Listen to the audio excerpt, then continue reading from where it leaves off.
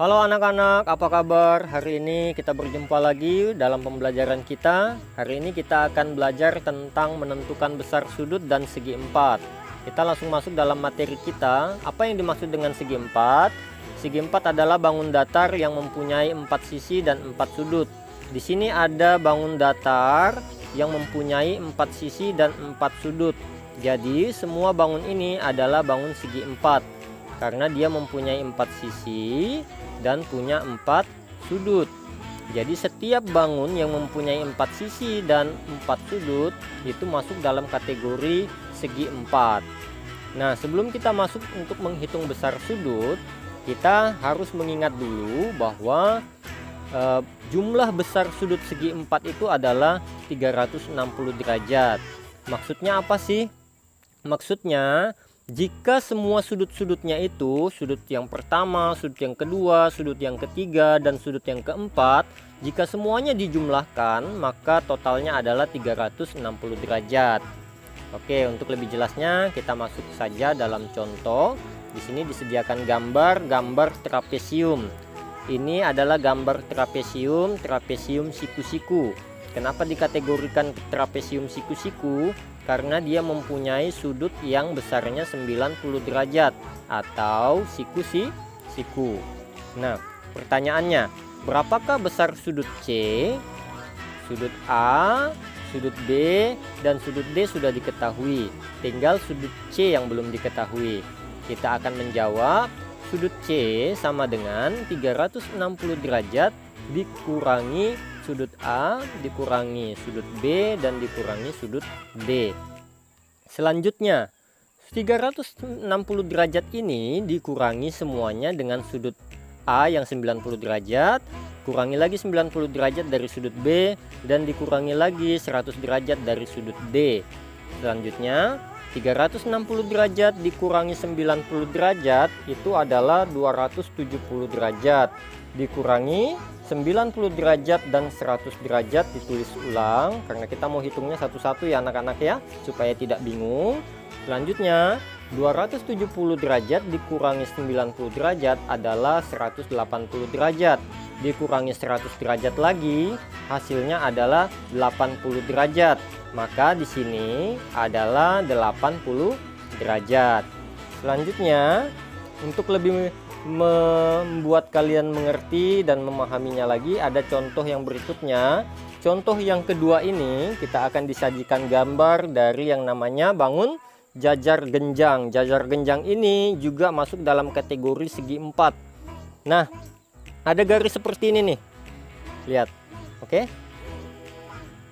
Nah, simbol yang pertama ini artinya panjang sisinya itu sama dengan yang di atas ya, ini sama. Kemudian yang ini selanjutnya itu mempunyai panjang sisi yang sama dengan yang di sebelahnya.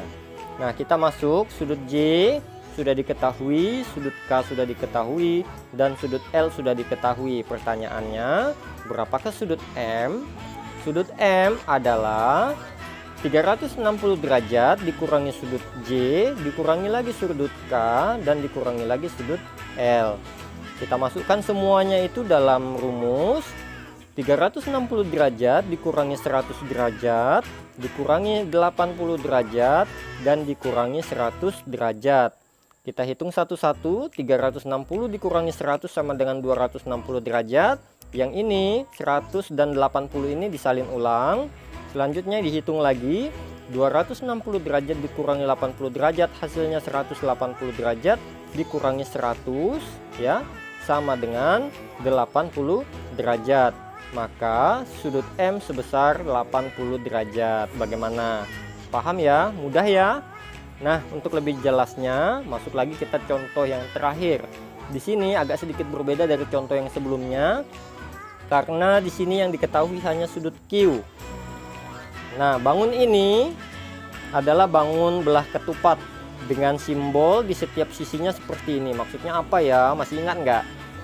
Ya, ini maksudnya dia mempunyai sisi yang sama panjang di semua sisinya. Jadi ada 4 sisi ini semuanya sama panjang, tetapi sudutnya berbeda karena ada yang besar, ada yang kecil. Nah, dari itu kita akan lihat berapakah sudut P dan berapakah sudut R serta berapakah sudut S. Kita akan hitung bersama. Mari kita menjawab. Perhatikan, sudut Q itu sama besarnya dengan sudut S. Artinya apa? Artinya jika sudut Q besarnya 130 derajat, maka sudut S juga 130 derajat. Di sini sudah kita ketahui dan di sini juga sudah kita ketahui. Nah, selanjutnya sudut P ini besarnya juga sama dengan sudut R. Jadi sudut P ini besarnya sama dengan sudut R. Berapa itu? Nah, kita akan hitung. 360 derajat dikurangi 130 derajat dan 130 derajat, karena sudut Q dan sudut S sudah diketahui. Maka kita tuliskan seperti ini, sama dengan 360 derajat dikurangi 130 derajat dan dikurangi lagi 130 derajat sama dengan 230 derajat dikurangi 130 derajat, karena 230 derajat ini didapat dari 360 dikurangi 130 derajat.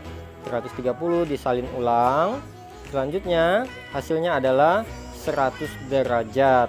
Maka sudut P ditambahkan sudut R hasilnya 100 derajat. Karena ada 2, kita akan mencari 100 dikurangi dibagi 2, karena ini ada 2 ya. Karena ini ada 2, maka 100 yang ini kita bagi 2 supaya sudut P dapat besarnya berapa dan sudut R besarnya berapa. Maka didapat hasilnya 50. Jadi di sini 50 dan di sini 50. Maka kita lihat, kita tempelkan dia di sana. Selanjutnya anak-anak, kita perlu ingat bahwa kita tinggal mengurangi saja dengan sudut-sudut yang sudah diketahui. Ya, bagaimana? Mudah ya untuk memahaminya.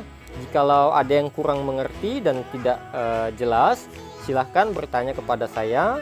Nanti akan saya terangkan kembali. Demikian pembelajaran hari ini, semoga bermanfaat dan dapat membantu kalian dalam berlatih mengerjakan latihan-latihan. Sampai jumpa anak-anak di dalam pertemuan yang berikutnya. Bye-bye.